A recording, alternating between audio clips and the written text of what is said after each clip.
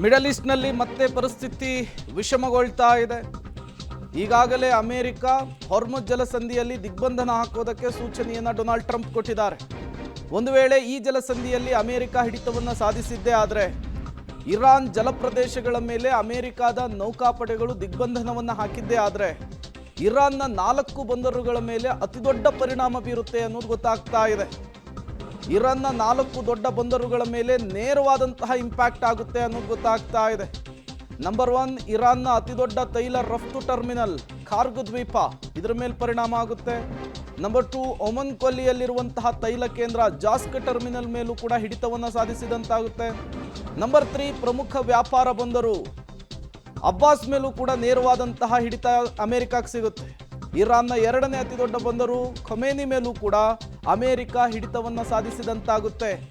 ಈ ಎಲ್ಲ ಲೆಕ್ಕಾಚಾರವನ್ನು ಇಟ್ಕೊಂಡೇನೆ ಅಮೆರಿಕದ ಅಧ್ಯಕ್ಷರಾದಂತಹ ಡೊನಾಲ್ಡ್ ಟ್ರಂಪ್ ಹಾರ್ಮುಜ್ ಜಲಸಂಧಿಯಲ್ಲಿ ದಿಗ್ಬಂಧನವನ್ನು ಹಾಕೋದಕ್ಕೆ ಸೂಚನೆಯನ್ನು ಕೊಟ್ಟಿದ್ದಾರೆ ಅನ್ನೋದು ಗೊತ್ತಾಗ್ತಾ ಇದೆ.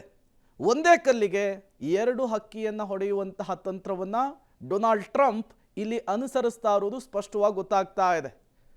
ಡೀಟೇಲ್ಸ್ ಅನ್ನು ಕೊಡೋದಕ್ಕೆ ಶಬೀರ್ ನೇರ ಸಂಪರ್ಕದಲ್ಲಿ ಜಾಯಿನ್ ಆಗಿದ್ದಾರೆ. ಶಬೀರ್, ಈ ಎಲ್ಲ ಅಂಶಗಳನ್ನು ಗಮನಿಸ್ತಾ ಇದ್ರೆ ಡೊನಾಲ್ಡ್ ಟ್ರಂಪ್ ಒಂದೇ ಕಲ್ಲಿಗೆ 2 ಹಕ್ಕಿ ಹೊಡೆಯುವಂತಹ ತಂತ್ರವನ್ನು ಮಾಡ್ತಿದ್ದಾರಾ ಅಂತ ಹೇಳಿ ಮಿಡಲ್ ಈಸ್ಟ್ನಲ್ಲಿ? ನೋಡಿ, ಸಹಜವಾಗಿ ಈಗ ಅಮೆರಿಕ ಏನಾದರೂ ಮಾಡಿ ಹಾರ್ಮುಜ್ ಜಲಸಂಧಿಯ ಮೇಲೆ ನಿಯಂತ್ರಣ ಹೊಂದಬೇಕು ಅನ್ನುವಂಥದ್ದು ಲೆಕ್ಕಾಚಾರ. ಹೀಗಾಗಿ ಬೇರೆ ಬೇರೆ ಪ್ರಯತ್ನಗಳನ್ನು ಕೂಡ ಮಾಡ್ತಾ ಇದೆ. ಈ ಪೈಕಿ ಒಂದು ಪ್ರಯತ್ನ ಇರಾನ್ಗೆ ದಿಗ್ಬಂಧನವನ್ನು ಹಾಕಬೇಕು ಅನ್ನುವಂಥ ಲೆಕ್ಕಾಚಾರವನ್ನು ಕೂಡ ಇಟ್ಕೊಂಡಿದೆ. ನೋಡಿ, ಈಗ ಇರಾನ್ ಪ್ರಮುಖವಾಗಿ ಮಾಡ್ತಾ ಇರುವಂಥದ್ದು ಹಾರ್ಮುಜ್ ಜಲಸಂಧಿಯ ಮೇಲೆ ನಿಯಂತ್ರಣ ಹೊಂದುವ ಮೂಲಕ ಹಾರ್ಮುಜ್ ಜಲಸಂಧಿಯಿಂದ ಹೊರ ಹೋಗುವಂತಹ ಹಡಗುಗಳನ್ನು ತಡೆಯುವಂಥ ಪ್ರಯತ್ನವನ್ನು ಮಾಡ್ತಾ ಇದೆ. ಮುಖ್ಯವಾಗಿ ಅಮೆರಿಕ ಮತ್ತು ಇಸ್ರೇಲ್ ಸೇರಿದಂತೆ ಅದರ ಮಿತ್ರ ದೇಶಗಳನ್ನು ತಡೆಯುವಂಥ ಕೆಲಸಗಳು ಆಗ್ತಾ ಇರುವಂಥದ್ದು. ಮತ್ತು ಉಳಿದಂತೆ ಬೇರೆ ದೇಶಗಳಿಗೆ ಅವಕಾಶ ಕಲ್ಪಿಸಿದ್ರು ಬಹಳ ದೊಡ್ಡ ಪ್ರಮಾಣದಲ್ಲಿ ಅವಕಾಶಗಳಿಲ್ಲ. ಪ್ರತಿನಿತ್ಯ 15ರಿಂದ 20 ಹಡಗುಗಳ ಸಂಚಾರ ಮಾತ್ರ ಈಗ ಸಾಧ್ಯವಾಗ್ತಾ ಇದೆ. ಸೊ ಹೀಗಾಗಿ ಜಾಗತಿಕವಾಗಿ ಇದರ ಪರಿಣಾಮ ಬೀರಿದೆ. ಸೊ ಹೀಗಾಗಿ ಇದಕ್ಕೆ ಅಮೆರಿಕ ತಿರುಗೇಟನ್ನು ಕೊಡುವಂತಹ ದೃಷ್ಟಿಯಿಂದ ಈಗ ಇರಾನ್ ಕೂಡ ಬೇರೆ ಬೇರೆ ದೇಶಗಳಿಂದ ಸಾಕಷ್ಟು ವಸ್ತುಗಳನ್ನು ಇಂಪೋರ್ಟ್ ಮಾಡಿಕೊಳ್ಳುವಂತ ಕೆಲಸವನ್ನ ಮಾಡ್ತಾ ಇದೆ. ಸೊ ಅದನ್ನು ತಡೆಯುವಂತ ಪ್ರಯತ್ನವನ್ನ ಒಂದು ಮಾಡ್ತಾ ಇರುವಂತದ್ದು. ಮತ್ತೆ ಕಚ್ಚಾ ತೈಲವನ್ನ ಯಾವ ದೇಶಗಳು ಇರಾನ್ನಿಂದ ಬೈ ಮಾಡ್ತಿದ್ದಾವೆ ಆ ಹಡಗುಗಳನ್ನ ಕೂಡ ತಡೆಯುವಂತ ಕೆಲಸವನ್ನ ಮಾಡ್ತಾ ಇರುವಂತದ್ದು. ಸೊ ಅಲ್ಲಿಗೆ ಈ ತೈಲ ಉತ್ಪನ್ನ ಅಥವಾ ಕಚ್ಚಾ ತೈಲದ ಮಾರಾಟವನ್ನೇ ತನ್ನ ಆರ್ಥಿಕತೆಯ ಮೂಲವಾಗಿ ಇರಾನ್ ಮಾಡ್ಕೊಂಡಿರುವಂಥದ್ದು. ಹೀಗಾಗಿ ಈ ಯುದ್ಧದ ನಡುವೆಯೂ ಕೂಡ ಬಹಳ ದೊಡ್ಡ ಪ್ರಮಾಣದಲ್ಲಿ ಕಚ್ಚಾ ತೈಲದ ಮಾರಾಟವನ್ನು ಇರಾನ್ ಮಾಡ್ತಾ ಇದೆ. ಅದನ್ನು ತಡೆಯುವಂಥ ಪ್ರಯತ್ನವನ್ನು ಮಾಡುವಂಥದ್ದು.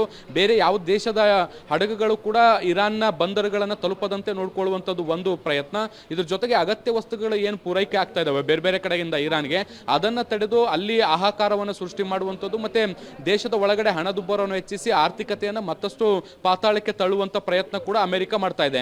ಈ ಮೂಲಕ ಆರ್ಥಿಕತೆಯನ್ನ ಕುಗ್ಗಿಸಿದ್ರೆ ಬಹುಶಃ ಇರಾನ್ ಬಗ್ಗಬಹುದು ಅನ್ನುವಂತಹ ಲೆಕ್ಕಾಚಾರವನ್ನ ಇಟ್ಕೊಂಡಿದೆ. ಯಾಕೆಂದ್ರೆ ದಾಳಿಗಳಿಗೂ ಕೂಡ ಮಣಿತಾ ಇಲ್ಲ, ರಾಜತಾಂತ್ರಿಕ ಮಾತುಕತೆಗೂ ಕೂಡ ಬಗ್ತಾ ಇಲ್ಲ.